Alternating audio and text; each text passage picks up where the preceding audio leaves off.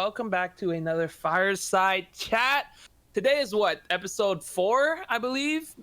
First one we did, and we had James, and then James, Michelle. then Michelle, and today we have the wonderful Ed Greenwood. I am Ken. I am going to be the host for today.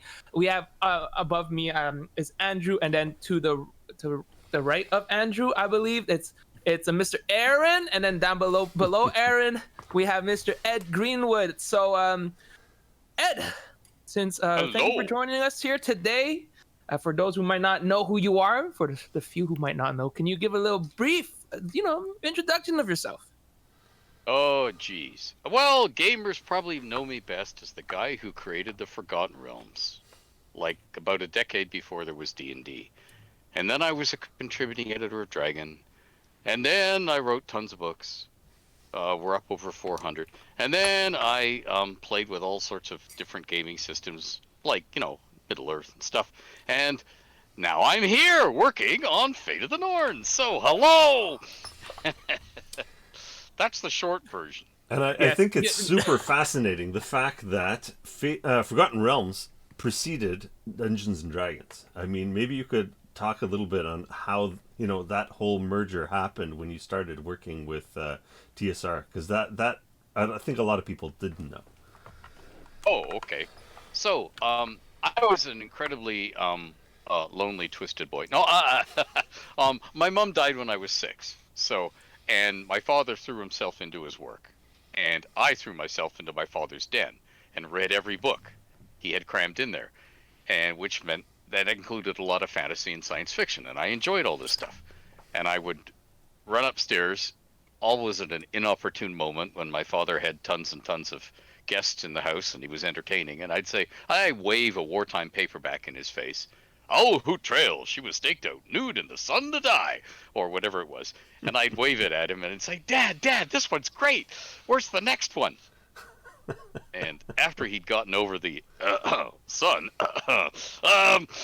he would realize that the best way to get rid of me quickly was to answer me honestly. So he would say, "Son, if you want another book in that series, you're going to have to write it yourself, because that author died in 1936.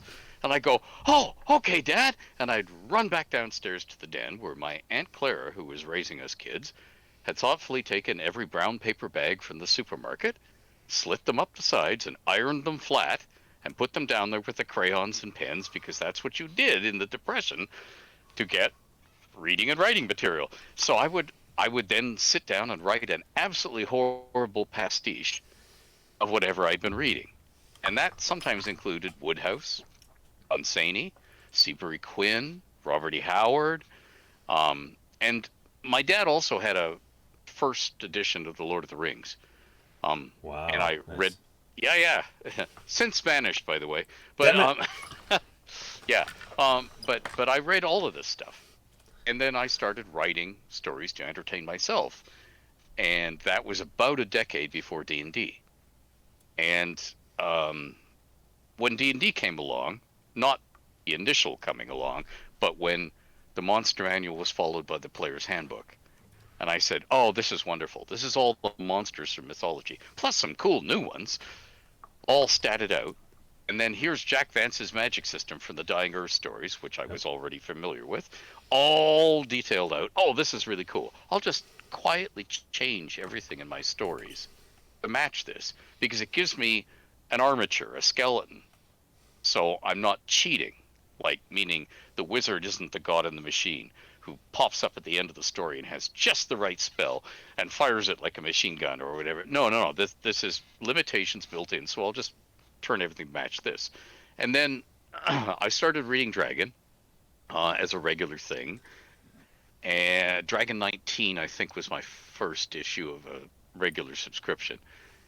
And Dragon 21 had the Dungeon Master's Guide tables in it, because Gary was apologizing to all of us gamers for keeping us waiting. And by then, D&D, which we tried earlier when it was 3 booklets, and said, "Oh, this is a really cool thing, but people are just going to argue because there's not enough here." I mean, I'd grown up playing war games, and war games had specific case rules and so on. and everything was cut and dried. I could see this as, oh, it's storytelling around a table. That's really cool. But that's all it is. There's not yet enough there.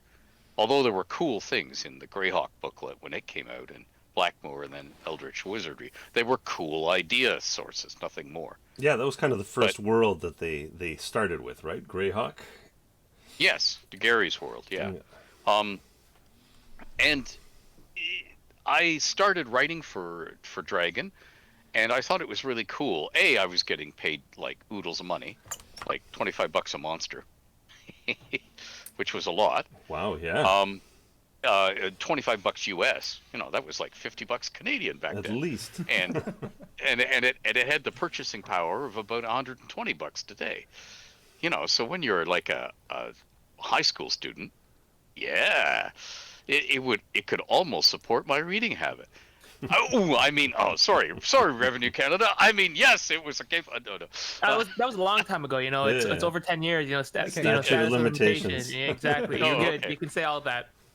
Okay, good. So I started writing for Dragon, and I apparently vastly impressed the assistant editor, Kim Mohan, because I turned in a Gates article just on my own bat, and it had footnotes. It was the first submission he'd ever had for the magazine that had footnotes. So he sent me a letter. Remember letters? Yeah, absolutely. There was no internet then. Sorry, I'm very young. Can you tell me what are letters again? Yeah. All right, so Ken, when I started playing Might and Magic 1 back in 1986, if you got stuck, you had to write a letter to the actual developer that lived in his basement that programmed the game. And I still have the correspondence with Mr. Van Cardigam, the creator of Might and Magic, as in like, I got stuck. I don't know how to get past this dungeon. And he wrote back on his like New World Computing letterhead. Weeks later, this is how you get past the dungeon. Weeks? That's actually pretty, I'm not going to lie. Like a few weeks is, shorter than sometimes, sometimes you write in a forum nowadays and it takes like months before anybody realizes that you wrote there. So, a few weeks is not bad. That's pretty cool though. Customer service at its finest. It was back then when you got to talk to the developer. They took the time to type out something. Now you gotta tweet them. It's so much effort. Kids these days, Ed. But anyway, Kim invited me to come to Gen Con that year, so I did.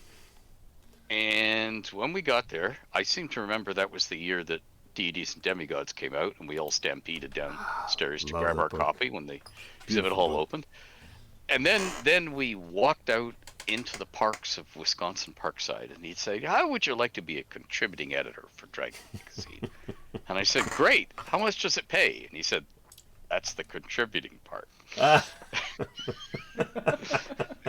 But what it meant was, Kim had come from a journalism background, not a gaming background, so he just wanted someone he could assign stuff to. Assign a topic, because he was getting all this stuff in over the transom, and he was trying to balance issues, and it's really hard to do if you just get stuff that, the slush pile. So he said, if I can find someone who will write 2 pages, no more, or 6 pages, no more, on orcs opening garbage cans, or this illustration I just received. So that's how I became the contributing editor, and I was doing all this stuff, and I thought, I'm Canadian, so I'm a little shy, embarrassed.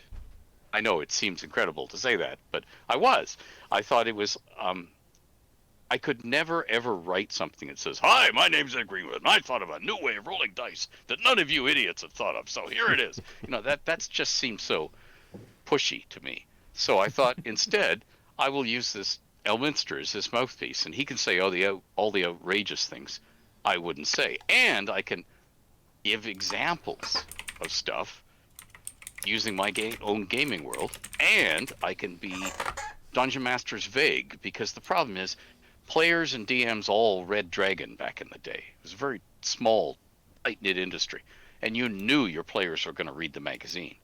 So instead of saying there are 8 orcs in room 3 and their hit points are, you say Elminster said It's rumored that there are orcs in those ruins, but I don't credit it myself. And then you're building in your room for your dungeon master. You just change everything. When the guy says, "Oh, I read this issue of Dragon," we got to watch out for orcs, guys. Yeah.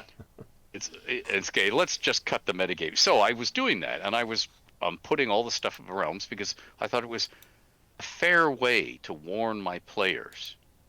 Because in those days, they did not bring stacks of Dragon magazines to the gaming table. But they may have read the issue 3 weeks earlier. And that's okay, because it sort of simulated what their character might have heard, in a tavern or gossip in the street or whatever, but they couldn't refer to it. They couldn't say, "Oh yeah, this thing has 5+5 hit dice, and if we yell Thursday, it'll fall over dead." They couldn't do that at the gaming table, use metagaming knowledge to ruin the game. So they were still role-playing, i.e. ham acting, because that's what it was for our group. So that's how I started writing for Dragon. And I went on filling the pages of Dragon merrily, and it was just great fun. And I got a cold call one day at the library, my day job, Brookbank's Public Library up in Toronto. It was then North York, the borough, then the city, now part of Toronto in Canada. And I answered the phone, and this voice on the other end said, "Hi, you don't know me, but my name's Jeff Grubb. I Jeff. work for a company called TSR. I have a question for you. I've been reading your stuff in Dragon. Do you have a complete detailed fantasy world at home, or you just make the stuff up as you go along?" And I said, "Yes, and yes." And he said, "Oh, good. You have a pen and paper handy?" And I said, "I'm in a library, Jeff." And he said, "Oh, good. Write down this phone number and this name. This is my boss. Call him after 5 o'clock. And it was his boss, Mike Dobson, saying that they wanted to buy the realms, which was great. And so they bought the realms. This would be 1986, and we were away to the races. So that's how it all started. But did you retain the merchandising rights, like Mr. Lucas? Oh. No. I retained nothing. Nothing. No.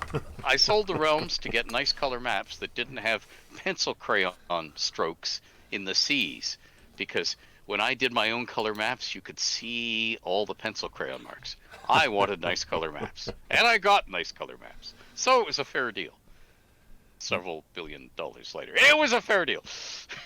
Very cool. So I notice our chat's pretty active. We're going to ask some of the chat questions later in the podcast. So just keep them coming. No. Okay. do a Q&A a little bit later. That's gonna be fun. All right. So speaking of Forgotten Realms, just quick questions, because you know how I'm younger than the majority of people here. Have you worked on any video games? Since I'm mainly a video gamer as well. Have you done any video games that's like involved with that kind of style? Yeah. Most of the games I've worked with will be. Let's go back to your childhood. When Pac-Man was gobbling up little thing. No, I have worked on the early SSI games, like the gold box ones. Yeah, the gold box games. Oh, I remember those. I worked on for Interplay Black Isle, the Two Towers, and a bunch of other things. How about the original Baldur's Gate? Did you have anything to do with that one? The very first one, yeah, and Pool of Radiance, yeah. But what they usually used me for there was to do one of two things. Write a short story that they could shove in the manual, that sort of teased and set up the game without telling anything, because they usually hadn't programmed the game by then. So, and the other thing was they'd say, "Oh, we're going to have a room. The room's going to have books in it. They're not going to be allowed to read any of the books, but could you write the titles for the spines of the book?" "Sure. Can we have them by 4 o'clock this afternoon?" "Sure, no problem." And I generate 1,000 titles and send them off. And they would use 5 of them. So there was a lot of that. But more recently, I've done the storyline, no programming. Don't let me near a computer. I kill computers. Some people have black thumbs instead of green thumbs when it's gardening. Mine is press button, computer blows up. Anyway, I've done a game called Mages of Australia with Borealis Studios, and I'm working on another one now that I can't tell you about because NDAs. NDA. NDAs, the wonderful world Yeah, of NDAs. Yeah. This negligee I am wearing that you can't see, thank goodness, because of this thing, is entirely composed of NDAs. Well, we did keep your novel and box set under wraps for as long as we could, and then the cat came out of the bag at GaryCon. What a fun weekend. Ah, yes. Yes, so the novel is finished. So if I get Ooh. run over by a bus tomorrow, or the paramedics come through the door and jab me with the COVID vaccine, which they're supposed to, and I blow up, you'll still get the novel, folks. Yeah, Yeah, Twitch it's verse. not We're in technology, Canada. though, right? We're like the last industrialized nation to get vaccines. Just FYI. Hey, I'm getting my first dose on Friday. So, Yeah. you know. Mine's tomorrow. At the end of the month. But And mine's maybe tomorrow too. Oh no! I'm just saying. I'm just saying. Yeah, you will still get the novel. It is done. Yep. Okay. So it's The- over here. The cover. If you guys look in the bottom left-hand corner, the one-eyed The king one-eyed king. next to Ken. Yeah, Ken's looking over Yeah. to it. That's the cover for the novel. Yeah, we're going to talk about that a little bit later. But before we continue on, I'm curious because I'm kind of wondering about how did you and Ed meet? That's one of the stories that I'm kind of curious about because I've known Andrew quite a while, right? And I've gone to convention, and then one day he just suddenly told me, "Yeah, Ed Greenwood's going to work with us." I'm like, "What? Excuse me?" So that's I'm interested to know the story. Tell us the story. Tell the viewers the story how you guys met. That's gonna be interesting. This would be what? That party? No, wait. That was the where everyone wears someone strange had masks. to dance on the table, Exactly. and there Andrew was. No. So we were in, I think it was Fan Expo, Toronto, right? And Yes. we got on a few panels together for, I think, like RPG 101, game design, another one about writing. And oddly enough, our seating was right next to each other every single time. And Ed and I would just shoot the shit before things started, and our mics were live. And I don't know, we just hit it off, same sense of humor, and just kind of like joking around. And then he said, you got to come out to Peterborough. There's this really fun convention called Phantasm, because it's my local convention. And so I ended up going out there, and that's where I met James and Chris. So it's like a whole pool of talent in this one little Peterborough. They all Thanks to that work one for visit. Norns. Exactly. And then what did we do? We talked after, I think, the Illuminated Edda. I had sent you a copy. I'd given you a copy of the Illuminated Edda, and Ed was kind enough to write a little copy for the back cover, an endorsement of the blood, sweat, and tears and toil that I put in for 3.5 years writing that book. And I think after that we started talking about what can we do together in the future. I think that's Marriage is what brings us together. No. I always assume anytime Andrew meets someone, it's either be a shooting the shit or drinking. So I'm not both? surprised. Yeah, both exactly. So it's always there's Skull. always drinking involved when it's Andrew. So Well, you can't drink at Fan Expo unless you pay their exorbitant prices. Yeah. Kool-Aid. But and that's stuff. where hip flasks come in handy. Yeah, hip flasks. yeah, we've never drunk at conventions ever. I keep to a very strict diet of Powerade and Powerade only at conventions. Yeah, I only drink water Yeah. flavored vodka. What? Yeah. Yeah, conventions are always fun. So yeah, so Aaron. I cut you off. What did you say? You were about to say? Oh, That's the leak. A Last time hip we checked flask. It was leaking last time, right? Last time we checked, it was leaking a bit. Oh, Yeah, there's little welding work that needed to be done on the top of that thing. we got to bring that next time. Our first convention back. You got to bring that. You got to fill that with I don't know what you want. To fill Yeah. It looks so small. Yeah. Andrew's super big. He's a giant. He's actually like 8'9". Yep. You know, his hands. Yeah. So it's actually like a regular size. You know.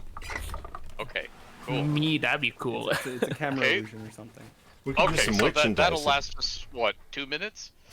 Ooh. Fate Two minutes. Lords Ragnarok. That is probably Hey, about a minute. I didn't get mine. Excuse me, sir. You said you promised me one, and I didn't get one. What the heck, man? So for I'm a little. Oh, size Okay, when you put next to that, that looks so much bigger. That's kind of crazy. Oh, we should start selling drinking horns. I actually have a That'd be drinking yeah, but we should sell. You know, one that says like Finn on the side. And you can pretend that's like a rune bag in quotation marks, so you don't sell it as a drinking. You're absolutely right. Here we go. Skull. Okay, you see how quickly we digress? We Viking. must all be gamers. So yeah, Ed, I think I told all this right. story to the best of my recollection. A lot of it was fuzzy. Oh, you promised not to tell. Mm-hmm. Okay, so yeah, that's how we met. Yeah, at Fan Expo. We were talking back and forth, and then it happened. It was like the meeting of Smith and Wesson. The original Yeah. point and click interface. Yes. It's so funny. Andrew just meets people all the time at conventions, and then I have stories that's funny that he told me. I'm not gonna mention them, but he's like talking to people, and then these people are like, "I know who you are." Andrew's like, "Huh, that's awkward. I don't remember who you are, but you know who I am, and you're a big guy. All right, that's awkward." So always good when Andrew meets all these other people and they can collab. But that being said, you did work on Creature and Fairy Tales and Myth. And Yes. specifically the one where all the stories and that fun stuff. So I really enjoy that book. So while we're here, maybe we should get Andrew to tell us. Maybe you, Andrew, as well as Ed, tell us what are your favorite stories in that one. I'd be interested to hear those. Ooh, that is a toughie. That's one of those. Which is your favorite child? You know, I thought There's about always that. a favorite. Everyone has a favorite child. Let's not joke around, okay? I don't have a favorite child, but everybody has their favorite child. Okay, so I want to hear it. No, I don't have a favorite child. I really don't. When I wrote all those stories for the ones I wrote for that, I like the stories where either there's a nice little snap at the ending, like the Kelpie story, or the Hog Buoy story, or I'm gonna forget the names of these critters now, or the lady who lives in the house just fall down the pit and she has to go down and rescue them. But that's one thing, the story. And then there's your favorite monster, which is a slightly different thing. Because one of the problems of writing this is you're always acutely aware of word count. You can't go on and on for pages. You can't tell a saga as much as you'd like to. And I liked, for instance, the Lynn Gormire was fun to do, and it was one of the first ones I did because I got to do it from the monster's point of view. Which I didn't get to pull a full John Gardner rather, when the Grendel, when he did his novel Grendel, doing Beowulf from the point of view of Grendel, and it has that lovely ending. Grendel's had an accident, so may you all. You know, the Lynn Gormire couldn't be quite as, because I want him to be a formidable foe at the end of the story. But that was a fun thing to do as a story. But to me, the monsters are more interesting when they have a purpose, like, say, the Hog Buoy. Some of the stories are more fun when they have things like redemption, like the Berserker story. The Berserker is a far more boring monster than some of them because so a guy goes nuts and fights. Okay, I get it. We've all seen it before. Some of the monsters are more interesting because there's more mystery to them. What are they going to do? Like the monster that is the merchant's friend. Yeah, the Valness sort of thing. Yeah. Yeah, That was really well done. That's one of my favorites, and then I think my favorite was the Slibinus one, which is the massive dragon with the multiple heads that can actually shape change and likes human brides. That was a really interesting tale the way you wove that. And, Yeah. and just to give everyone a little bit of and context. the Loms. Yes. Just to give everyone a bit of context, so those that are just watching on Twitch, Creatures from Fairy Tale and Myth, what we wanted to do, there's 3 trims to the book. You're going to see like a 5e book, a story book, and a Fate of the Norns Ragnarok book. And what we're talking about is a storybook version, which is where we took how many dozens of these really cool mythological and fairy tale creatures that really haven't seen like the light of day in decades, if not centuries. When we dig back, in terms of the fairy tales that have been written about them, it's been forever, and some of them have never even been translated to English. And we figured that it's time to reintroduce them rather than always having orcs and goblins and trolls as your high fantasy tropes. Like reintroduce some really, really interesting fairy tale creatures and give them a breath of new life with some new fairy tales. So Ed, myself, Michelle, and James, we all worked together to understand what the creatures were all about and write brand new fairy tales. And what Ed was referring to is some of those fairy tales, instead of having that classic view of it's always from the hero's perspective, he twisted it around and said, you know what, no, we're going to tell this from the monster's perspective. And that was just a breath of fresh air. I love that.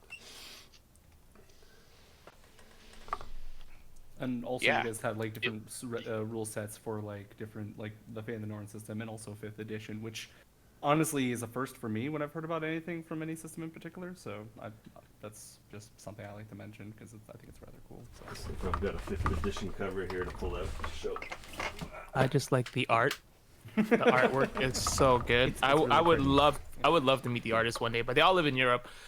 Yeah, that's the art. Like the cover pages are so beautiful. Like the art, I'm a big fan of art. So for me, when Fairy Tales and Myth came out, the creature one, as soon as I saw it, I was like, oh my god! I mean, it's a good read. I get it wrong, but I'm an art kind of guy, and I just love. No offense, Ed. I just, it's good. It's good. Trust me. The writing's okay, but the art. I mean, the art. I mean, I get it. We're here for Ed, but the art was fantastic. So I love that one. I think both is fantastic. So just like as an ensemble, it's just. It's okay. Everything in gaming is a team effort. Yeah. Yeah, exactly. I don't need to read. I just have to look at the pictures, and I can assume. I can assume stories with my eyes. Okay. Don't forget. There you go. That's why we put gorgeous art in things, to make your mind dance into new ideas. And then you read the stories and said, "Oh, somebody else thought of that already." The great mind thinks alike, you know. Yes. Have another drink, and we'll think even more alike. Excellent. I'll drink to that. I didn't have time to grab a drink before it started. Actually, I lied. I had a smoothie, so yeah, that's the closest thing I got. A smoothie isn't a drink. A smoothie is lubrication. It's a meal, I had a meal before we started. It depends how much rum is in that smoothie. Ah, you guys doctor your smoothies. Oh, okay. My a little bit of rum, with some Malibu maybe sometime add a little bit of vodka, a little mix of tequila, all in one drink. All 4 of those. You're an animal. Exactly, that's a smoothie right there, right? What is it called? We call it the jungle smoothie. The after party. It's like- That means something else at Dragon Con altogether. Yes, it's we called call it the the after Valhalla. party, officer. We got to make a drink called the Valhalla, where it's just heaven, well, not heaven, but like it's like the afterlife, because just you're gonna be gone after that one, after you're done drinking it. Oh, a whole line of Fate of the Oh, I like Norns that. liquor. Oh, that's a whole other Kickstarter. a whole different lawsuit. It's like- Oh dear, I am biting my tongue on all the things I would say about drinking it out of a Valkyrie's whatever, So I'm just not going there for that reason. Yeah. So, well, moving along, he said uneasily. We digress. So, out of curiosity though, so working like through the pandemic and just overall, like how's that affected just like overall everyone's workflows when it comes out? I mean, I'm curious about you and Ed and Andrew and Ed. just like working on, for example, your future projects and stuff? Like, how exactly has that? God. Okay, I'll take this first because I can be quick about it. The pandemic has been paradise and hell all at once, because after the pandemic got rolling, everybody all around the world in every time zone said, "Hey, you know that back burner project I've never had time for? Now I have time for it." So they all woke up at once. And they all called in their favors. And they all said, "Hey, Ed, you know, we talked like 40 years ago about doing a game about edible panties." And I said, "Yeah," thinking, and that will never fly, so I'm safe. And they said, "Well, we got this." Oh, okay, yeah, Kickstarter. Nobody's safe anymore. So, for me, it has been like wall to wall. It's like it is possible to have too many masters, because I also have a day job, and there's only so much. So I'm down to about 2 to 4 hours sleep a night at the moment, and trying to keep literally. Well, it's fun juggling creative balls. Creative That's balls. what she said. Creative balls, gentlemen. Yeah, that's what she said. Yeah, yeah. So I'm up to 20 balls, and I think to myself, this was a lot easier when I was 17, not into my 60s. More balls bounce on the floor. So I mean, the pandemic has been a wild. Yes, Andrew. Yes. uh, it is lovely, but it is literally put out that fire, and as I put out the fire, pivot to my right because incoming. Deal with that. Keep pivoting to my right because incoming, and then duck down low because something I didn't have time to turn around to is going to come right through the space where my head was. And I don't want it to get hit in the back of the head, so I'll just duck and watch it splatter all over the window, and then I'll pivot to the left and catch the next thing. And it's been like that for like 6 months. So it's great, and I've got so many projects on the go because for the realms, there's this terrible invention, great invention, called DM's Guild, which means that every gamer who figures they can get past the censors wants to do their own pet realms project. Mm-hmm. And even if they don't want me to write something for them, they want me to blurb it and say something nice, so they want me to read it. And that means it never ends. So it's been great fun, but it is the death of 1,000 cuts that you want to die by, because it's gamer heaven. We do what we love, man. We haven't worked a day in our lives. Bombardment by entertainment, basically. Yeah. What it sounds like. Yeah. And what that means is the 6 novels that are on the go, I have had to put on the back burner. Oh, I'm glad the One-Eyed King is Although done. I could... Yeah. Yes. Well, I could be writing a novel right now while we're talking. That's Who why the knows? webcam is off. Wait a minute. Now it all makes sense. No. Yeah, You could hear my keyboard. If I was touching the keys, you would be hearing the click, click, click. Yeah, but like, what if you're writing it with pen and paper? A quill. He's like super smart with technology. Has like a noise gate so we can't hear it. If I was writing it with pen and paper, I couldn't see you anymore because the screen would be oh. Now we know. Now we know. Yeah, it's talking about books that are being written though. So like Athcliath, I pronounced that real wrong. The box set, just Athcliath, Andrew, give us kind of like a down of like what's going to be in it, like what's going to be inside this. What are you guys working on together? How exactly is that working? So we've had a ton of time to work on projects since the pandemic started because, well, the crappy thing is we have absolutely no conventions. That's, even the virtual ones are few and far between. So we have been able to push, a lot of projects forward. So if you guys look at some of our previous Twitch podcasts here, we talk about many of the projects that have been spoken about and on the back burner. In the last 12 months, we have done leaps and bounds in progress on these projects. So that's kind of the good side of the pandemic. The bad side as well, obviously, I miss you guys on the convention circuit. I mean, we're always in the booths hanging out, and actually having, like, stores that are open that are kind of putting in orders because they have an event for Fate of the Norns, and they want to have, event support. Well, that's not happening anymore with the pandemic. So sadly, it's hit a lot of people in the industry. In terms of Athliath, I mean, this is the thing that I wanted to add to the Fate of the Norns universe was a city box set. This has been on my mind for years and years and years, and it was always competing cities in Midgard, right? I mean, 10th century, Viking age, there are a lot of hubs of crazy activity in Midgard. The question was, like, which one are we going to do, and who is going to do it? And top of the list, Mr. Ed, of course, because when I go back to... Oh, a horse is a horse, of course. I go to second ed D&D, which is, I spent a lot of time in that system, and there are a lot of box sets that were released during that period. Even first ed, I think the first Forgotten Realms came out in first ed, right, Ed? Correct me if I'm wrong. Memory could be fading on an old man like me. Yeah. Oh, those were golden days. Except, of course, the world was sepia and white. That's it. And so I love those box sets. Despite the boxes being crushed, and we've talked about this many times, like, they just couldn't last. So all your maps and all your little booklets would just be sprawled out everywhere because the box got pulverized just from being in your knapsack going from game session to game session.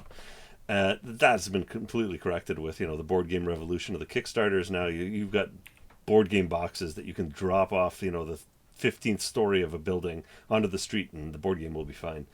But I digress. So, what we wanted to do was to create a really, really living, dynamic city that's based in a historical context that is woven into the Fate of the Norns universe. And so we're looking around 930 AD, and we chose Dublin, Athliath. The reason for this is, well, obviously we're moving westward with all of our content in Fate of the Nords. So we're moving away from the Viking kingdoms and we're embracing the Celtic kingdoms. So that's what Children of Eriu is going to be about. That's what the Celtic Encyclopedia is about. And there's a brand new book also that's been announced, which is The Green Man's Crown. So moving into the Celtic kingdoms, when we look at Athliath, it's a boiling point of cultures. So you've got the old Gaelic cultures, the six kingdoms of the Gaels, but you also have the Christians that have been there for centuries as well, that have had their influences. And now you've got the tyrant Vikings that have come in over the last 100 years, or let's say 2-3 generations. And so it makes for a very, very interesting and dynamic city. And we've got also a one-eyed king that is seated on the throne of Athliath. So Ed and I kind of divided our labor between Ed does what Ed does best, which is his world building, a fantastic city of great denizens that you can meet. Each one of them has personalities. They're all unique, like every single one of them that you're going to have. And that matches in with our RGS3 system, which I'll be contributing the rule book that's going to be in there, which is the social combat. So a lot of the times when you're sitting around an RPG table, you've got a bunch of like antsy players that are like ants in their pants. They're like, oh, when's the next combat? Because I'm done with this role playing. I want to roll some dice. I want something to happen. Use the mechanics. Well, we answer that with social combat. So you can end up having a crunchy experience that's very, very satisfying on a non-violent level. So even the players that want to sink their teeth into mechanics, you don't have to have a fight in that crunchy and satisfying. Exactly. So we've got all kinds of what's it called? Sorry, my mind just ran away from me. I'm working on 2 hours sleep, so I'm completely like. See, that's what happens when you love gaming. You immerse yourself in gaming, and you run off the cliff like all those cartoon characters. And then when you look down. Don't look down. Don't look down. Don't look down. So, yeah, every single building will not be detailed, but we're detailing as many buildings as we can before the Kickstarter. And one thing that we talked about, and Ed and I get together on a weekly basis to see where we're going to steer this bad boy next, is we will have a Patreon that will turn this into a living city.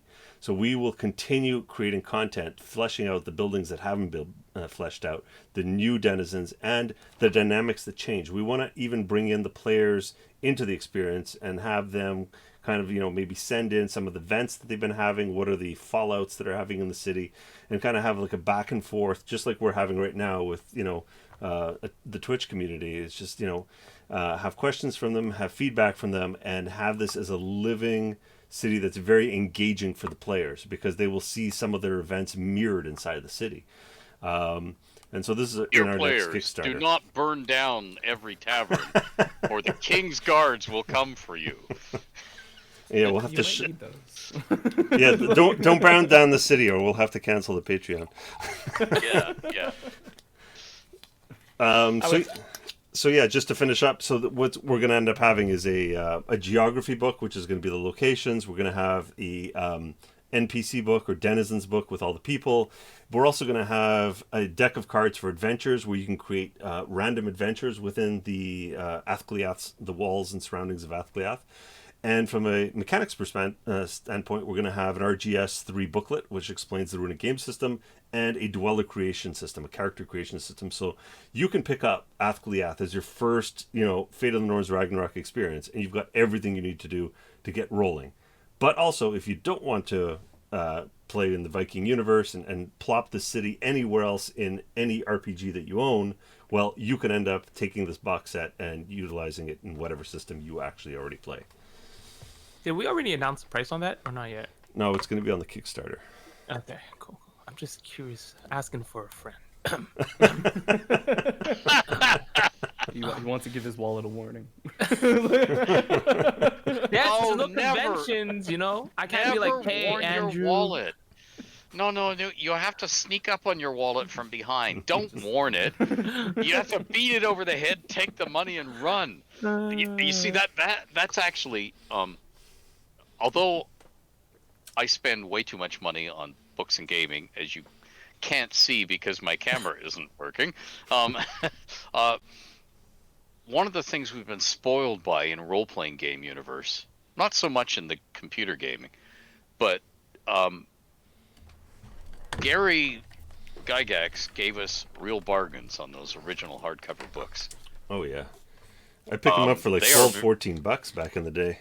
Yeah. They were far more expensive to produce than you would think from the prices. So when somebody says, "Oh, here's my game," and you go, "It's $85 for the book, or it's $100 for the book," you're probably still getting a bargain. Yep. Yep. Just like the amount of effort that goes into it, the printing, basically art, the shipping, forecast. including, Yeah. exactly, Yeah. the amount of artists you have to pay into it. I mean, making RPGs ain't cheap. No, for sure. I mean, Ed and I have been at this Yeah. for what, at least 6 months, and Yeah. I've And Learjets don't fly themselves, you know. ixnay on the parties in the Caribbean, eh? Oh, all right, sure, yeah. Yeah, well. Yes, well, it's a good thing we're not talking about that, isn't it? Yeah. Oh man, I'm super interested in it. I love 100%, like you guys said. Like the lore is gonna be interesting. I'm very interested in the art as well. But speaking of that, can you give us a little sneak peek, Ed, on the book that you're writing? Just a little sneak peek. One-Eyed King? Yeah, One-Eyed King. Which book? The One-Eyed One-Eyed King. King. Well, not the one that. Okay, And the 8. What? okay, so let's talk about, so when the One-Eyed King opens, we see 2 young people arrive in the city. And one of them is a young woman by the name of Mist Damhain. And she's from the Coriondi clan. They're both Celts. They're both Hibernians. Irish to us modern people. The other one is Brander Phylan of the Uturni clan. They don't know each other. They'd never laid eyes on each other before. But they have noticed each other on the ship, and they particularly notice that they end up going to the same inn to stay. They're both in Athgoliath, sent by their clan elders on a mission. And they have a cover story. In the case of Mist, it's to find out about jewelry sales in Athcliath and the possibilities. But they also have a mission underneath. And these missions are going to bring them into conflict. Or will it? It will definitely bring them into conflict with certain people already in the city who have no interest in the status quo changing.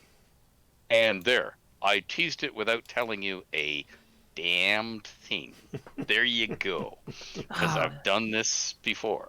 Now I want more. Now I'm excited for this box set. Oh, well, there's this thing called a one-eyed king, and there's lots of slaves, because it's the city of golden slaves. And, of course, what do you most fear in a slave city? A slave break. Oh, and what else is happening? Of course, the city has its nobles, and the nobles don't like the king, because the nobles are Celts, and the king is the conquering Viking. And, by the way, did I mention that this one-eyed king taxes at 100%? So for all of you who've just done their taxes for the year, you got off lucky and light. This guy taxes for 100%. And one of the things that that guy who gets off the boat wants to find out, or his elders want to find out, is where's all this money going? What's he doing with it? What is the Now- representation to this taxation? It's like, Yeah. So the novel deals with all, but the other thing is, I wanted to have every man. I wanted to have young woman, young man who are not big heroes. So I wanted to tell a Fawford and Grey Mouser story, Fritz Leiber's heroes, without heroes.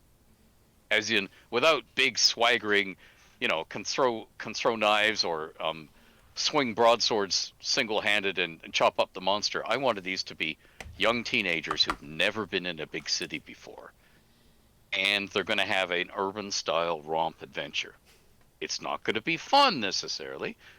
And you're also going to get to meet certain unsavory characters who work for a certain very powerful person, and they're going to do nasty things right at the beginning of the novel, and then all the way through the novel, and you're going to see blood spilled. There will be blood. But you're also going to see people slanging each other, and you're going to see one of the characters trying to proceed with their mission the minimum of violence because they don't think they're very good at it, as we get to see over and over again when they try being violent and nearly get thrown off rooftops and stuff like that. But that would be telling. You'll get to see a barge, you'll get to see awful chamber pots, you'll get to see lots and lots of shops you'll get to walk into just for a few seconds. And there is a burning. By a noble. There is Yes. fire. Even though we're averse to fire for a city box set. Yes, there is fire. Yes. And there's magic. There's old witchy woman. You get to see a noble woman try and seduce you. But you, the reader. You, the reader. Through. Yeah. Yes. And you'll get to see a bunch of Viking slackers drinking in the bar, and they comment throughout. So it'll be just like your gaming group. I think we've inspired Ed. I feel personally attacked. No, slightly to the left. He's not wrong, though. I mean, no one said he was wrong. Yeah, he's wrong. I can feel attacked and still be wrong. Anyway, it's a romp. It's just really romp time. And I just, like, hours before we tried to go on air, okay, and my computer hookup didn't play, I read Michelle's book, or received it, and started reading the Misadventures of Mindel. The dedication at the beginning, and I'm killing myself laughing. So I brought the snark and a little humor. She's bringing in a full-on comedy, guys. Well, yeah, so it's not the only book. Definitely. If you guys are curious about Mindel's misadventures, not adventures, misadventures, the last week's episode Not the ones is you're still up. thinking of, either. Yes. It's still up on Twitch, so you guys can watch that after this. Yeah, the one from last week. So that's gonna be a good watch. Oh, we're gonna post it on YouTube too, right? Yes. Hopefully. Eventually. So we'll get that. I'm looking over to Aaron. Oh!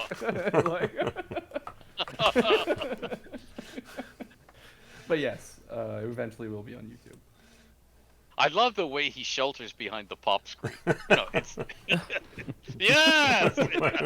Can't see me. Can't see me. Can't see Can't see me. Go flamingo rules. So, I actually like just curious and just in general, when was the last time you worked on a city this huge? And like, what's the biggest difference about doing that today compared to then? The last time you did a city this big, Ed? Well, okay. The honest answer is about 6 hours, because I keep getting asked about Waterdeep. So I keep going, you know. You see, that's the thing. Just as with Athcliath, it's never going to end. Somebody is always writing you something and saying, okay, so I'm on this street in Castle Ward, and you said there was a signboard hanging down that I could reach with my broadsword if I jumped and hacked at it. What's that signboard look at again? Oh, here we go again. So, and then this has been going on for like, 50 years now. So we will have to 55 years. support So it never Athcliath ends, for the rest of our lives, is what you're saying. Yes. Yeah, exactly.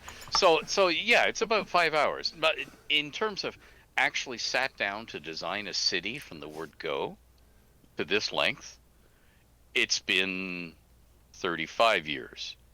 I have done quickie cities.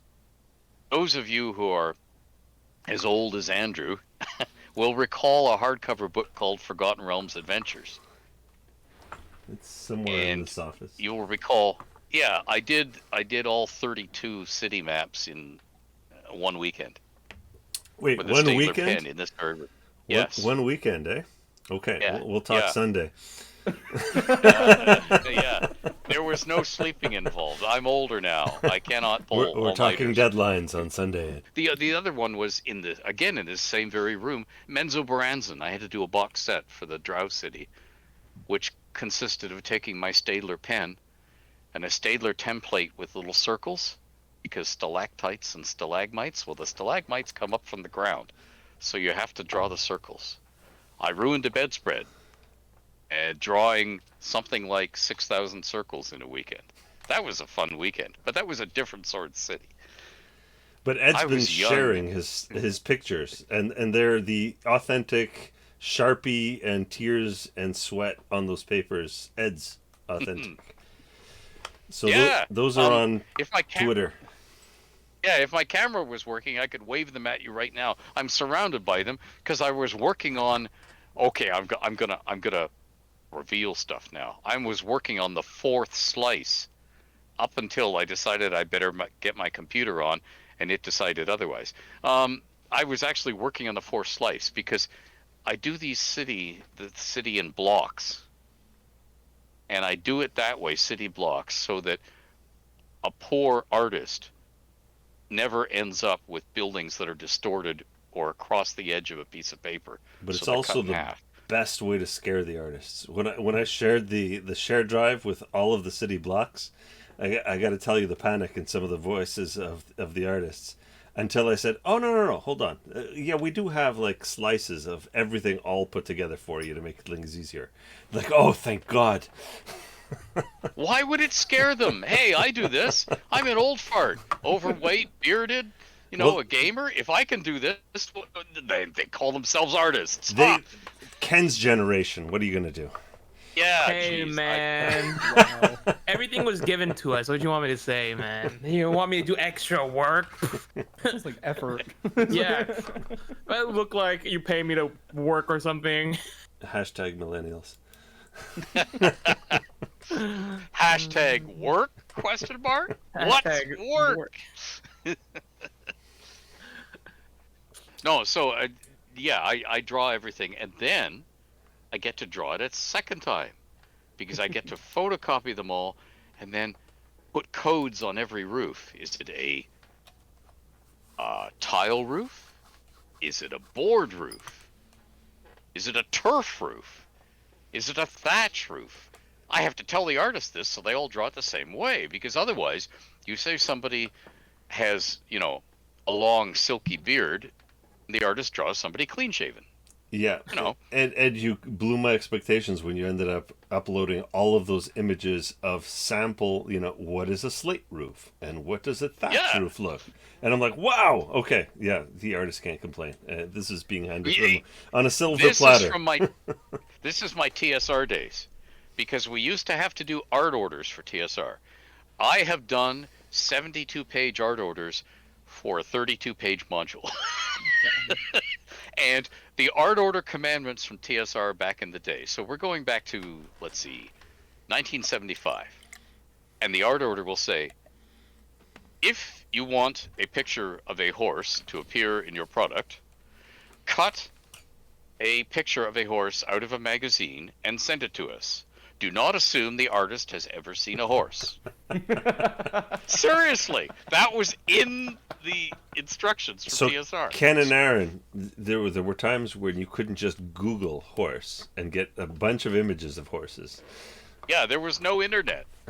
Oh, that's true. You That's couldn't fair. just walk up to your encyclopedia and just like scream at horse. And Didn't say, most Yeah, people you have scream back then anyway? Scream horse, and you could cut it out of the encyclopedia, and your father would wall up your hide. No, actually, I was considered well connected because I worked in a public library which had a teleprinter, a Whoa. teletype machine. Whoa.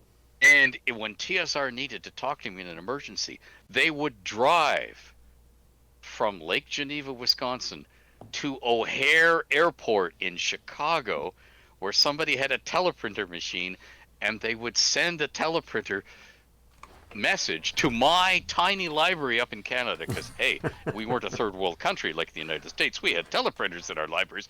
So and they would say, hey Ed, could you possibly send us a picture of horse?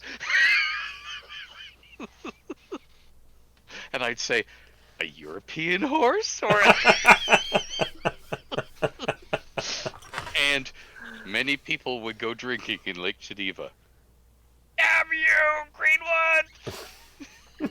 and so on. This is how all gaming products are put together. Yep, all kinds let of anyone crazy tell you stories. otherwise. All right, Absolutely. we need to get our teleprinter, working and all that. So. Well, that's our Sunday calls. I mean, Hey, we're man. like, we only Yeah. have this to talk about. Ed, we've been on the phone for 2 hours. Like, so I know what's a teleprinter, but can you tell for the viewers who don't know what a teleprinter? A teleprinter was a little metal machine that looks like a half-height, old-style mailbox with a glass top, and it had a typewriter inside. And it was connected to the wall with power cords. And by the magic of telephones, it had its own dedicated telephone line. Somebody would type on their typewriter, and your typewriter would move and type the same Magically. things, like a Ah. pantograph. So, So like, you could have before the you could have fax, what the fax is based on. I got you. Yeah. Yes, you could fax have- came afterwards. You could have typing wars. Yeah, And we did have Oh, typing wow. wars. that's pretty cool. Somebody would be bored at night in a library out in the wilds, and they'd type, "Can you see Fanny by gaslight?" And all of our female employees would be offended by this and say, "Stop that right now!" And then there'd be these typing wars. So, sort of like the internet. It's like an old school chat, but like it would use paper. Yeah. So and a dedicated phone line. yeah, Yeah. exactly. Which Yeah. very few people had connection to. Like you would have maybe 1 or 2 per city. give or Yeah, take, for as you far guys as- now, Aaron, Ken, do you guys even have a landline, or you guys just cell only? I have No. why would I need a landline when I have a cell phone that does? You know, when you're like a kid and you're like, That's what you'll I never figured. have a. That's You'll never have a calculator in the pocket. Joke's on you. I have everything in my pocket. I have 2 dang. landlines right beside me here. I have 2 landlines. And why? Because in the old days, if somebody phoned you in the middle of your computer modem Oh. call, Oh no! Yes. Yeah, I was old enough for that. The I was internet old would enough for scream that. at you. yeah, That was Mom, our, I'm playing a game. No. our intense Warcraft 1 sessions over the my modem. God. yeah, and that she could picked up the be phone! difficult. Because if you're playing the wrong game, you could say things like, "I'm just about to pull a bullet through the president's head, and you interrupted me." You know, if the wrong person hears that, it's like the guy during Second World War who was playing diplomacy. and he said, "I'd like to invade Germany. Russia supports." And 2 men in trench coats came to his door and said, "We'd like to talk to you about this telegram you sent." True story. Anyway. We'll probably have CSIS going like, "What's going on with this Twitch stream?" No, they'll just be going, "Oh, it's Ed again." Well, you see that it used to, when I used to drive to Gen Cons, I'd drive through customs into the United States at Detroit. And in those days, this is pre, getting serious about our border. There were these lovely ladies, weighed about 400 pounds in the customs uniforms, and they'd say, "Y'all have anything to declare?" And I'd say, "Well, I have large amounts of cut flowers, howitzers, red and green." And they'd look up and go, "What?" And they'd say, Ed, get out of my line. Just get out of my line. Happy motoring." And I would enter the States. That's how it worked. I wish we had those days back. I miss that. I miss that because when we started doing conventions back in 2012, we used to haul around a 120-pound Mjolnir built out of cold steel with industrial welding. I love it. And so when they would be like, anything to declare, I would just be so tempted to be like, "We have the hammer of the gods in the trunk." Or some like, "We have the weapon that calls thunder." You could have done that in the 70s and 80s, but like now it would be like, "Please step out of the car, pull over to the side as we rip your car to shreds." Yes. And you are banned from crossing the border. Actually, Phantasm has the answer to that. They have a prize that they give every year called the Hammer of Plot. I remember that, yes. Which is given to the best. And I think James won it the year I was there, and I was like, this James guy, we got to talk. Yeah.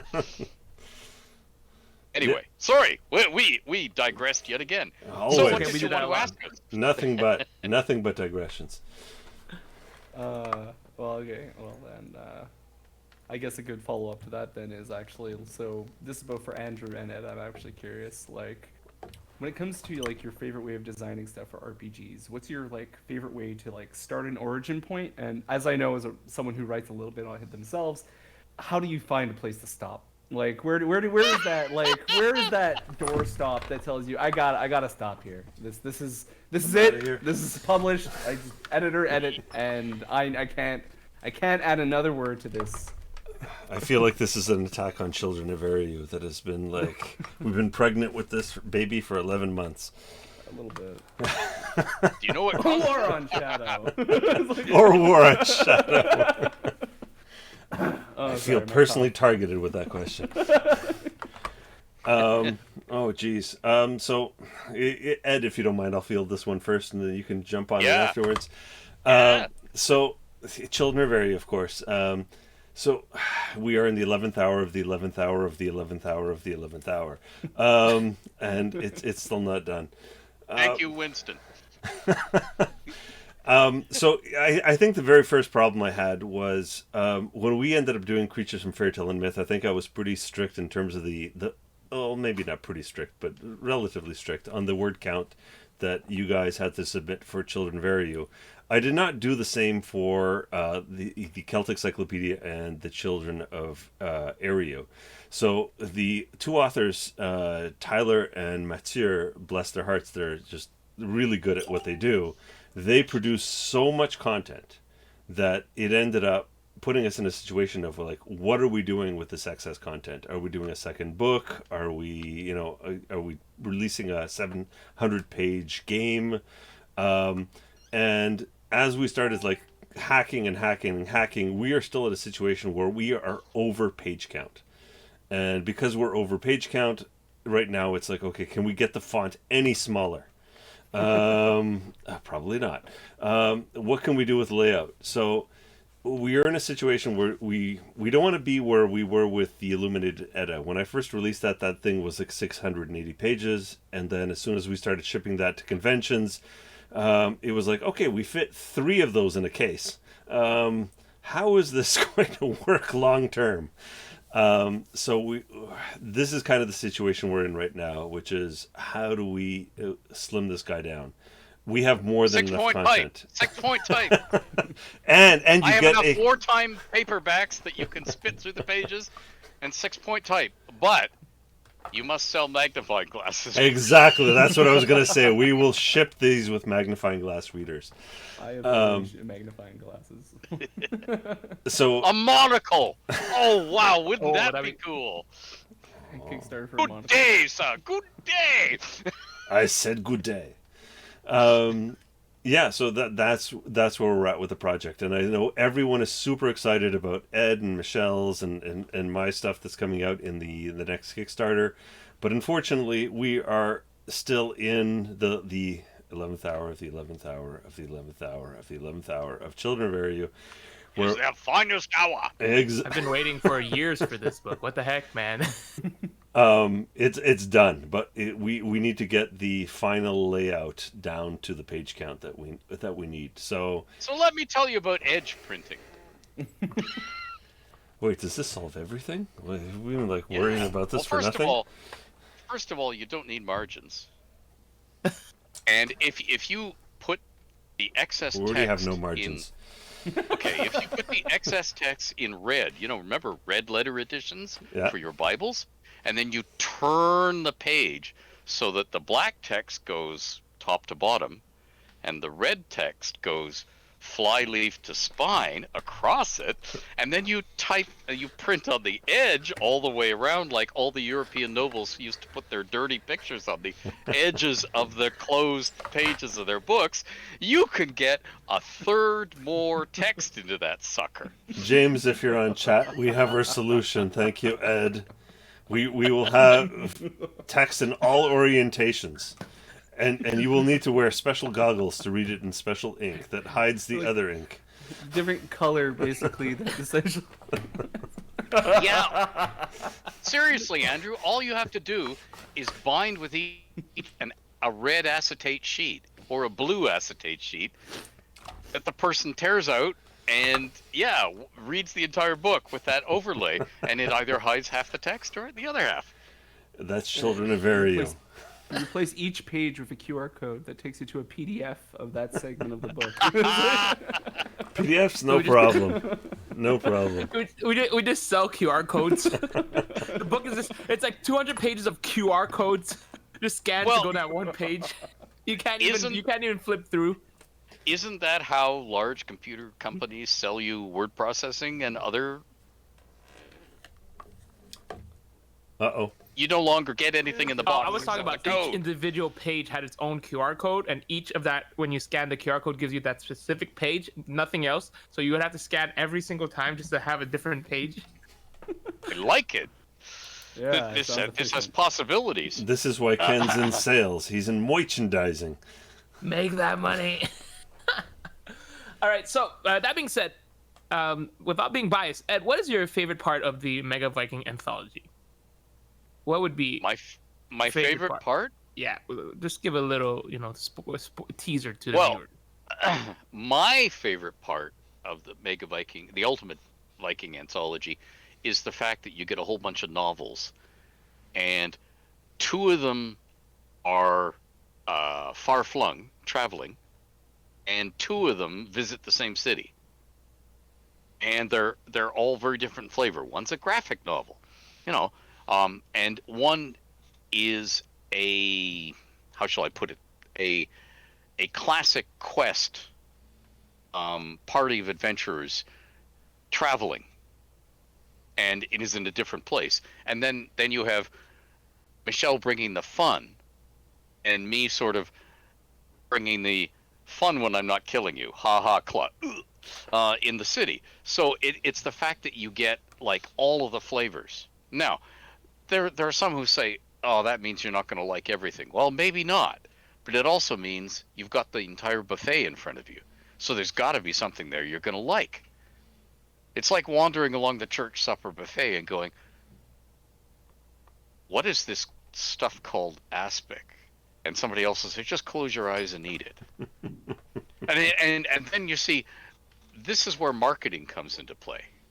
For instance, if you look on the internet, if you're not careful, you will find a photograph taken at a outdoor market somewhere in the United Kingdom.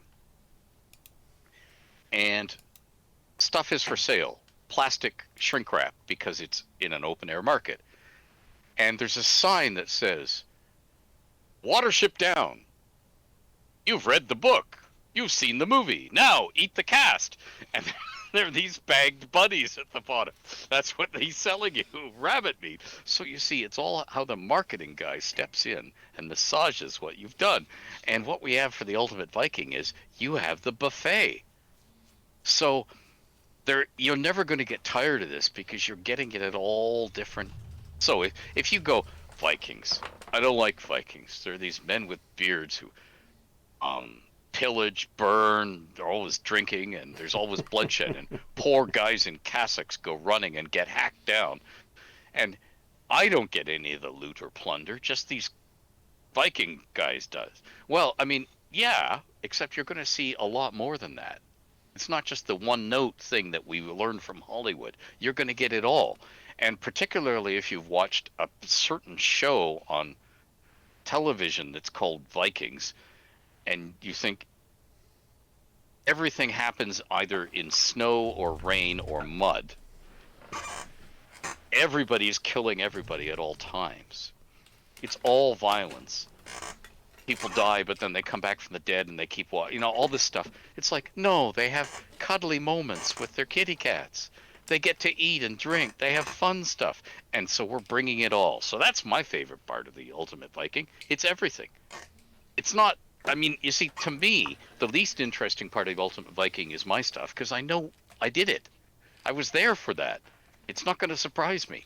I want to see what the other people bring to the table, because that's going to be my reward, my entertainment for all the work, is seeing the other people. And knowing that it's got Askleath at its core, as a place, as a cradle, to sort of link it together, it's like the bucket that everything else can be in, is really cool.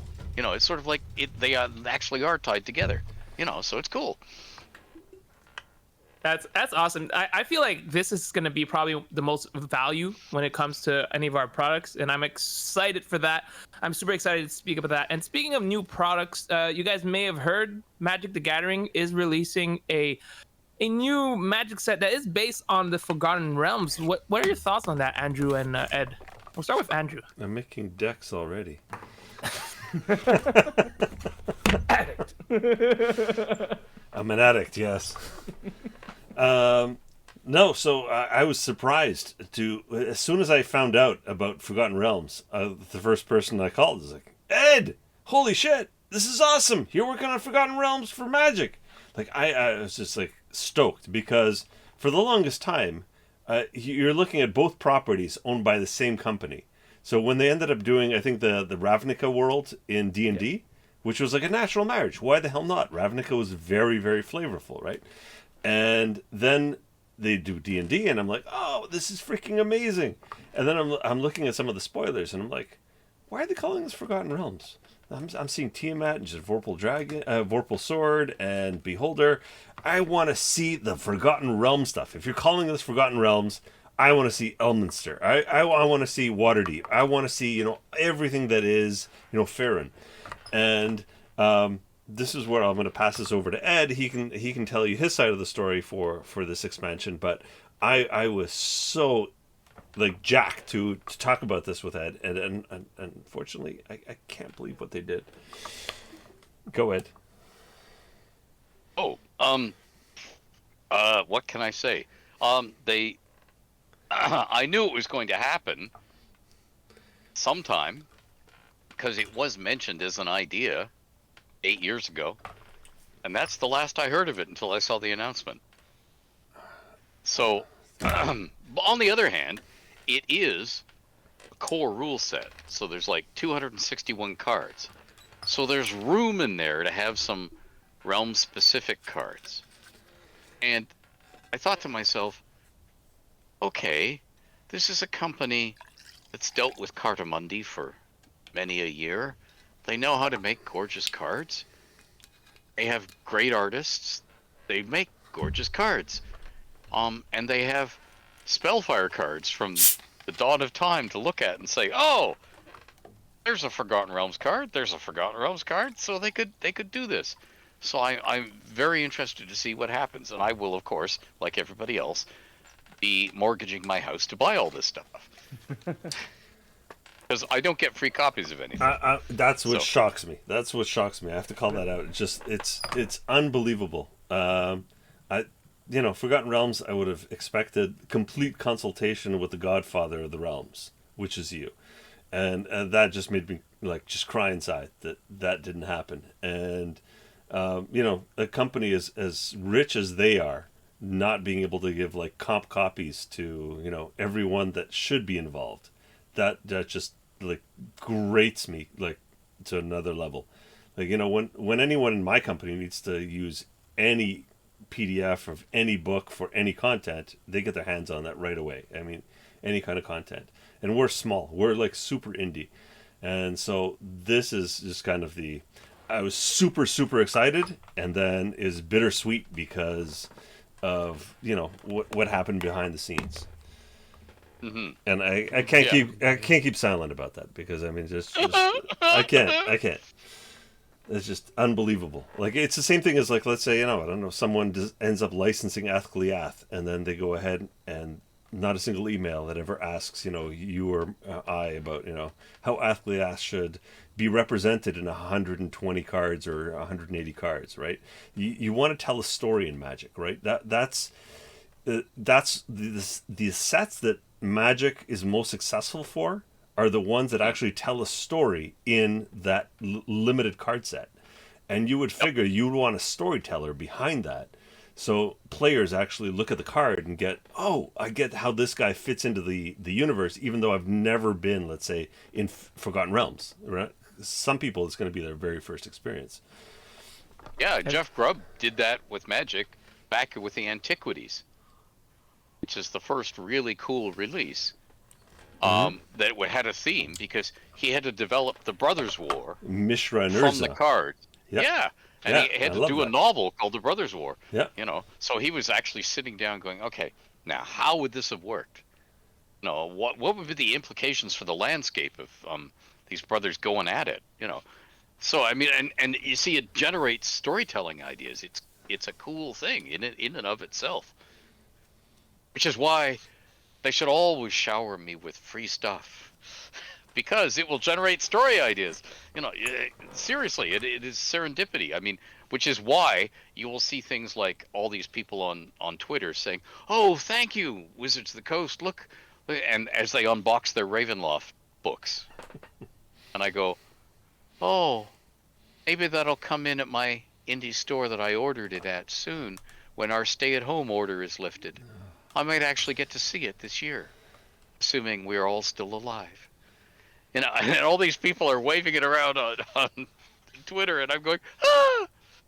Unbelievable. But you see, the thing is, back in the original Realms days with TSR, they made sure I was supplied with everything for the very good reason that they didn't want me to have any nasty surprises, and I didn't want to give them any nasty surprises. Yep. If I knew what was coming, I wouldn't open my mouth at a convention and say, "Wouldn't it be great if we did a box set of a City of the Drow?" And they go, shut up. It's gonna,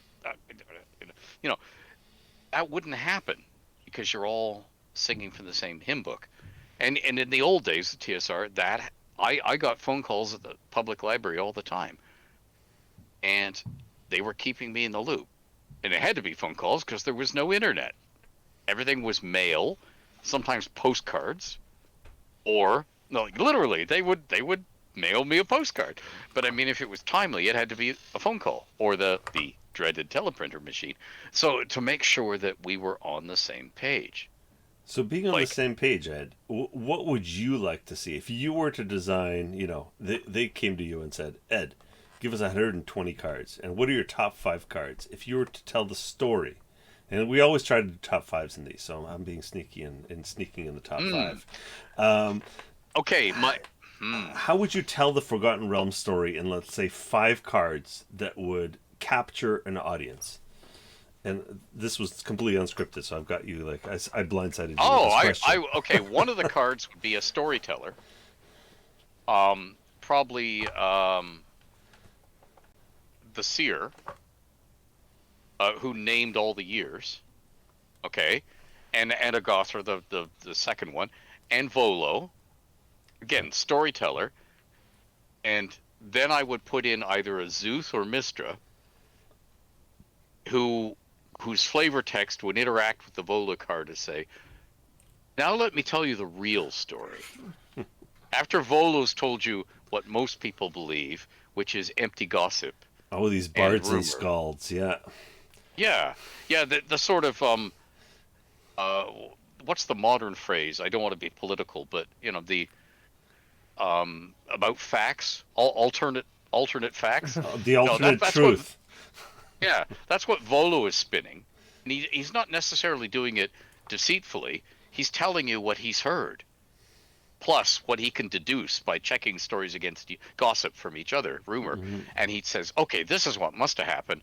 And then the deity, who actually can know all and see all, says, well, actually, and that's the thing, because I want to bring forward the fact that the realms is the land of 1,000 stories, not the land of one epic story, like Middle Earth told us one epic story. Tolkien told us one epic story. Dragonlance told us the same thing. You know, the original Dragonlance, it was one big epic story. The whole point of the realms, a soap the reason opera. they bought the realms.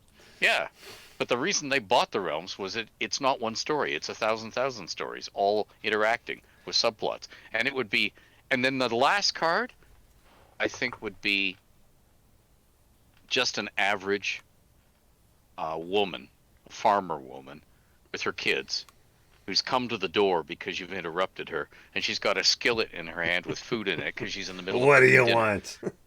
Yeah, because that's what the world is about.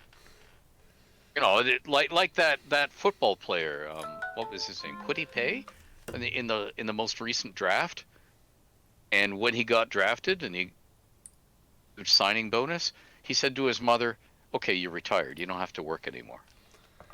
Because she'd worked umpteen jobs to put the kids through everything, and it was that moment where he says, "Okay, you don't have to work anymore. You can rest now." The You know, tables have flipped. Yeah, and it's that, because in the end, the setting is all about the little people, the normal people living their lives. What are their lives like? And it's about love and family and all the values that you're fighting for.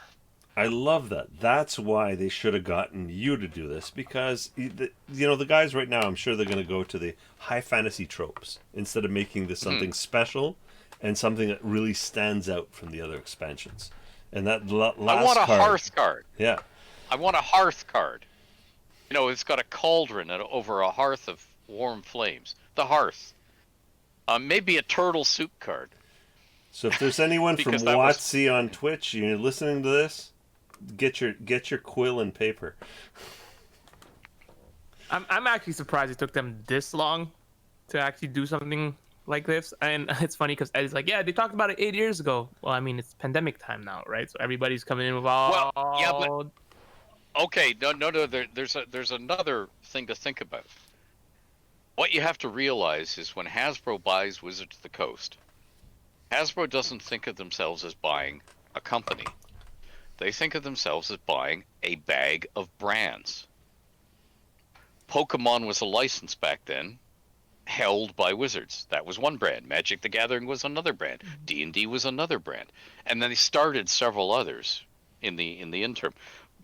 They weren't thinking of cross-pollinating the brands at that point. They were thinking of exploiting them separately, licensing them out, as bendable hand puppets or lunch buckets or movies or TV shows, whatever it's going to be. But they weren't thinking of cross-pollinating them, because, you see, there's two schools of thought there. If you do Barbie has an affair with G.I. Joe, there are going to be people who say, no, you've ruined Barbie. And there are going to be other people who say, no, you've ruined my G.I. Joe. You see what I mean? Or you could say, wouldn't it be cool if Barbie and G.I. Joe got together? Because that's what gamers do. They come up with cool new ideas. But you see, a marketing executive might think of it, how can I sell this in, pick your country. How can I sell this in country if you've had Barbie together with, you see, so there's two different dynamics at work here. And that may be why there was so long, there was a resistance with crossing magic with other stuff. Yeah. Anyway, But I mean, think they're past that because they've done the secret layers. So anyone who Yeah. plays Oh, yeah, Magic, yeah. secret layers have been coming out, and they did a Walking Dead secret layer for Magic the Gathering. So anyone who plays Magic the Gathering that's thinking like fantasy and stuff, Walking Dead Magic cards, like mind blown. And so there was a huge backlash from the community, but that secret layer actually ended up selling the most out of any secret layer by a huge margin. So the guys that are actually going to be like the bean counters at WotC, they're going to be like, "Yo, yeah, this totally works. Let's just keep going. Let's go to the GI Joe Magic expansion. Let's just keep, yeah." yeah, and that's another ongoing battle in any IP company between the bean counters and the fans. Yeah. The fans are going, well, okay, perfect example, Marvel Universe. The dyed-in-the-wool old fans don't want to see a character changed. But on the movie screen, we have a black Nick Fury. Yeah. Which is a major character change. And it works great. Now, yeah, it works great. But I mean, to your original fan, it's like, I bought these comics for 40 years. You peed on my character. You know, and of course, if you have bought comics long enough, you've seen the origin stories come around. And of course, if they rejigger the origin of any character or change any character, you go, oh, so all these comics I bought and loved are now rendered meaningless. So you see what I mean? There's always a problem there. And some people will shy away from it creatively, and other people will see the possibilities and run with it. I even go further back, like James Bond. Do you remember James Bond with Felix Leiter, right? Felix Leiter was white in Dr. No, and then in the subsequent ones, he was black. And the fans were totally fine with this. And this was like, what, 70s? And, you know, it's just, there's an evolution of characters. And you've got the best actor for the job. And that's the most important. It's not checking boxes. I thought it was most cool when Doctor Who, very early on, came up with a mechanism for changing actors for the main character that was explained in story, and I thought, that is so cool! Everybody should do that. All right, so we're going to be taking questions from the viewers. If you guys have any questions, I believe Aaron will be reading them. So if you guys want to... Whatever questions you guys have stored up throughout the last, what is it? 2 hours. Oh my god. Well, this is our longest one yet. Just repost them right now, because this is where, as far back as whatever topic we were talking about, we will take questions. I gotta use the bathroom. I'll be back, all right? Top, so I'm gonna be reading basically from Death, Dice, and Dungeons to Ed. What is your favorite character in the Undermountain setting? The Undermountain setting. I do not have favorite characters, guys. I really don't, because, you know, except for the few characters that have been created in the novels by other people, all of those 6,000 or 7,000 characters you know and love in the realms, they're all my babies. All of them. And of course, they fight each other, they are opposed to each other, they often kill each other. So I mean, I'm not picking favorites. I think if I was pushed to choose a favorite, it would be some of the people who live down in Undermountain that you haven't seen yet, because there are 2 or 3 female sorceresses who are so good at their jobs that they not only thrive in Undermountain, but they control Halaster to leave them alone without his realizing it. And that takes some doing. But they're amongst the untold secrets of the realms. You haven't seen them yet. And by the way, when you go, oh, he's just being cute and he's teasing us. No, I actually had to write an unpublished product, deliberately unpublished for TSR, called Untold Secrets of the Realms, so they could mine it for ideas for the next 20 years. So there is a huge, long Untold Secrets of the Realms that was done years and years ago. And so my favorite characters I can't tell you about because they're NDA. Nya nya, as they say. So you do have favorites, is what I'm hearing. No. If I was forced to choose a favorite, I was trying to answer the question. And you see, I don't really have any favorites because I like to see them bounce off each other. That's the fun in life, watching people bounce off each other, and the squishing noises they make when they fall down the stairs. No. Huh. So we have another question. I'm not exactly sure about the phrasing, but how it's from Stiletto Sid. Excuse my pronunciation if that's wrong. How Stiletto does one she? She. Sid. We've been in the SID? Celtic realms too long. Yeah. Stiletto she? Just SID. Okay. Stiletto Sid. Sid. Basically, how does one go about getting a character into FR canon? That's the part I'm not sure. FR. Well, you It- stuff them Forgotten down the Realms. maw of the Yeah, cannon. Forgotten Realms. You Yeah. stuff them down the maw of the cannon. You aim it high. No. You have to load the gunpowder first, I assume, right? Like basically, if you want to. Sure. And rocket fuel, There you go. baby. That makes more sense. I'm sorry, I'm really bad for abbreviations. So, how does one go about getting a character into Forgotten Realms canon? Is the There are question. two ways nowadays, right now, as we speak. Okay. You would license a product from Wizards of the Coast, get it approved, and have your own new character in the product. That's the big I was going to say big boys way, but that's sexist, isn't it? That's the more expensive way. The other way of doing it is to write a Realms product for DM's Guild that has a sufficiently engaging character. It's brand new, and that people fall in love with and demand more of, and then you just write more and more products for DM's Guild. Now, not everything on the DM's Guild is canon, of course, although there are a few things on there that are canon. But, you know, from the very beginning, Wizards of the Coast has said if we like something well enough, we'll adopt it into the game and it'll be canon. So that would be the way to do it. In the old days, you just talk to one of us who was writing a novel and we put something in. Just like, hey, I have this really cool idea for a character, and if you guys liked it, then you just put it in. Basically, that's pretty much how it would work. Well, no, you see, we didn't have the power to do that, but if someone at the company did, they would do it. Okay.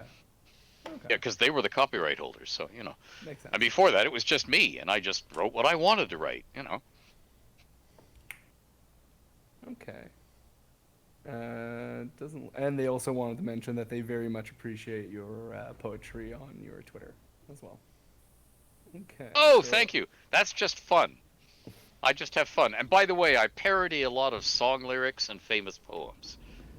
So if you're wondering where I come up with that crazy stuff and why the scansion is weird, it's because I'm parodying something. Okay, so I have actually a follow-up to that undermounting question from before. And if you can't give an exact favorite character, can you give a favorite room in Undermountain that's published? So no, stuff you can talk about. The Hall of Sleeping Kings. Hall of Sleeping Kings. Yeah, on the if you go down the shaft in the yawning portal, you end up on a level, which I suppose you could call level 1. I'm a bit leery about numbering the levels because there are actually higher levels that are up inside Mount Waterdeep. Some of which have been published, some of which haven't. But I mean, okay, it's on that first level, and it's a big long hallway. You can see it on the maps. You can't miss it. It is next to the carafe of insufficient coffee.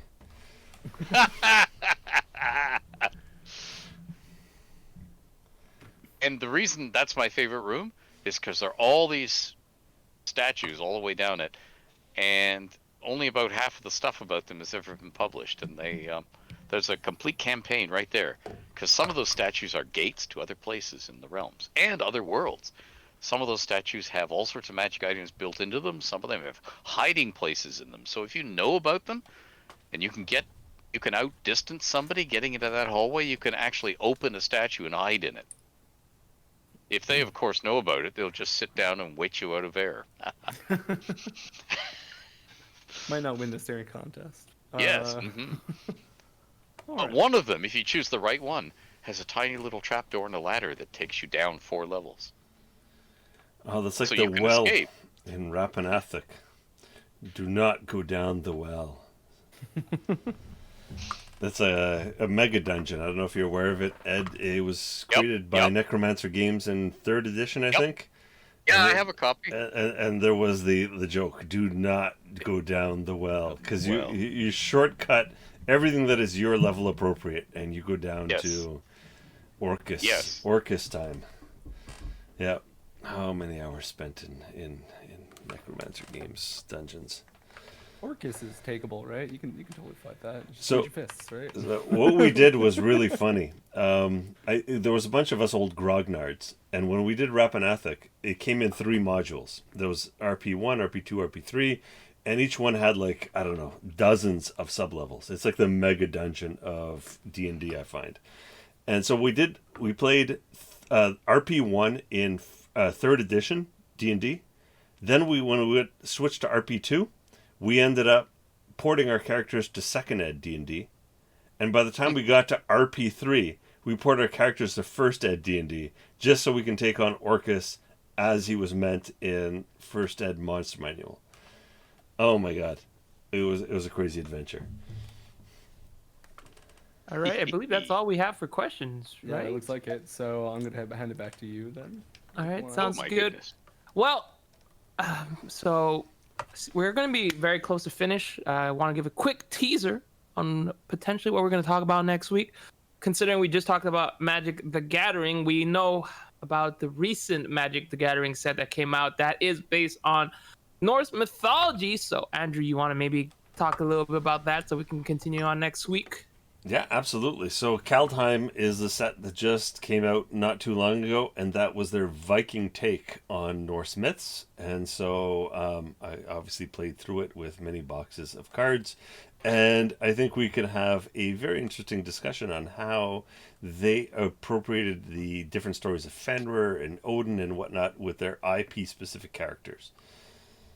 Yeah, that's gonna be very interesting to talk about. I mean, all of us played Magic, and when it came out, I talked to a few friends, and they were really disappointed in their opinion of some of the things that came out. But that's gonna be a topic for next week. Again, thank you guys for watching. Ed, thank you so much for joining us today. We have a guest tomorrow as well. Next week, don't forget, Stephen. Right? Oh yes, we have Stephen. Yes, that's true. Stephen is gonna be our guest next week. He's one of our authors.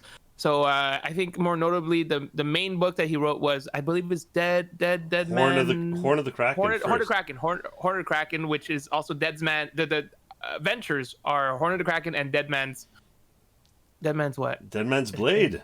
Dead Man Blade. Gosh, dang, It's been too long since you've been on convention circuit, I'm like, kid. Dead Man something. Dead Man something. But yeah, make sure to join us next week. Again, like I said, Ed, thank you so much for joining us. Hey, with a thank lot you of good for stories. having me. Should be very fun. We will be re-uploading in the future. Shout out to everyone who came to watch and ask questions. Made this a very fun stream. I am Ken. I am your MC and your social media / marketing / sales / whatever guy. Andrew on top, the owner, and I'm a Mr. Aaron who helps us with all the technical issues. Well, at least he tries his best. Sometimes Aaron, it's really why hard couldn't to we deal get a with it. video feed for Ed tonight? Yeah, what the heck? He's our technical guy, and he couldn't even help us deal with some of the small. Hey, I'm just Maybe messing talk I about with have you. done this entire podcast for you, clad only in sequins.